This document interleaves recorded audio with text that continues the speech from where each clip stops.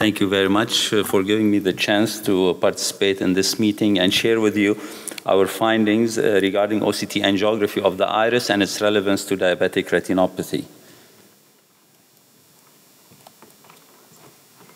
So, to the right.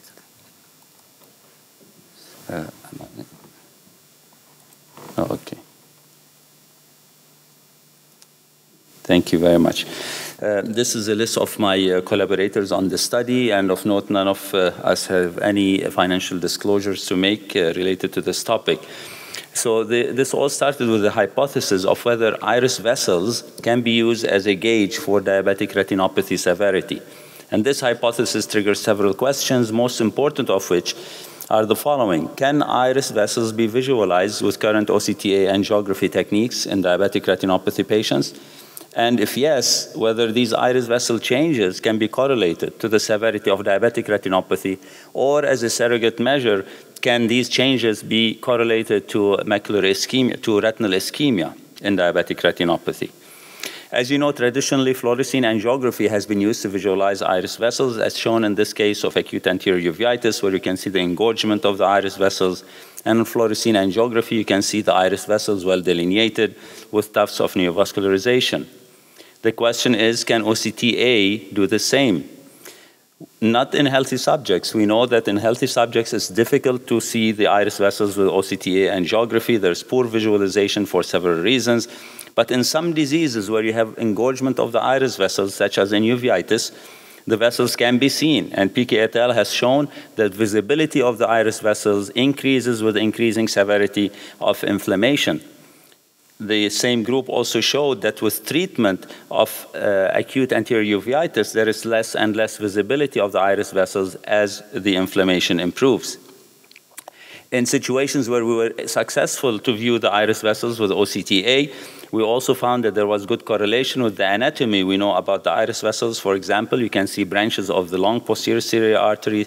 You can see the major circle of the iris, the minor circle of the iris with the connecting radiating vessels, as well as the limbal plexus. So we wanted to see how does this apply to patients with diabetic retinopathy. At the time of preparation of this talk, there were only 13 patients with diabetic retinopathy studied with a control group of 5 healthy eyes. So this study is evidently a pilot one still ongoing. We scanned both groups of patients with OCTA. First, the iris was scanned undilated, and then the macula with the usual way. And we performed a 6 millimeter scan of the iris to include the whole iris in a single scan. And as you know, the current technology is not engineered to image the iris, but rather the retina. And in order to bring the iris into focus and into the scanning field of the machine, you need to increase the diopteric power of the machine. In our case, it was 28 diopters. You can see here that the iris is clearly visualized. And the net result is an en-face image like this that shows you the iris vessels well delineated. The raw data were then extracted and underwent a complex series of, excuse me, and go back to the video.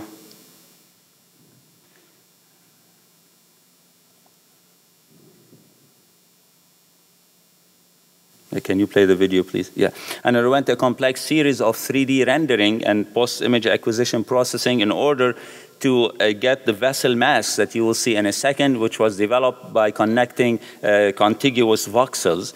And then from there, from these vessel casts, the mass that you can see over here, the total iris vessel volume was calculated. Here's an example of one of the cases. And here's a 3D image that was produced through the post-image acquisition processing technique I just described.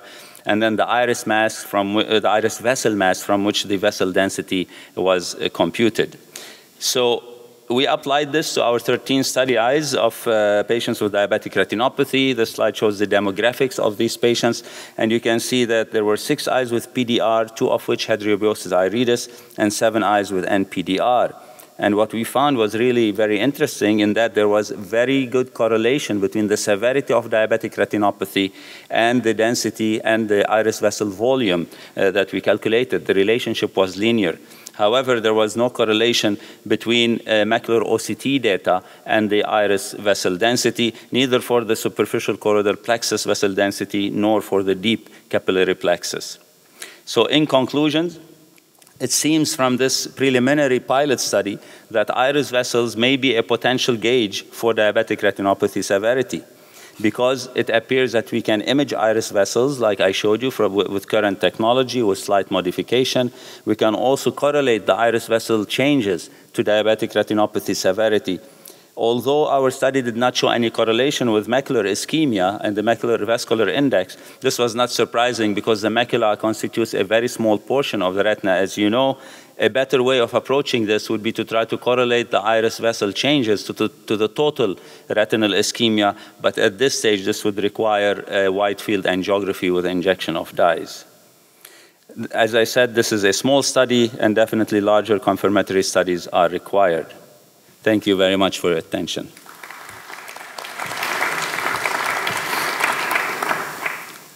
Any questions or comments from the audience?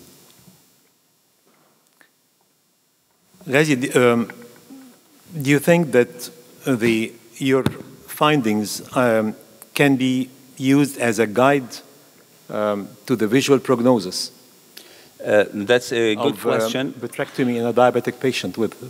We did several correlations in this study. I didn't show all of them because of time limitations, but we did correlate with visual acuity. We did correlate with age, with the presence or absence of diabetic macular edema.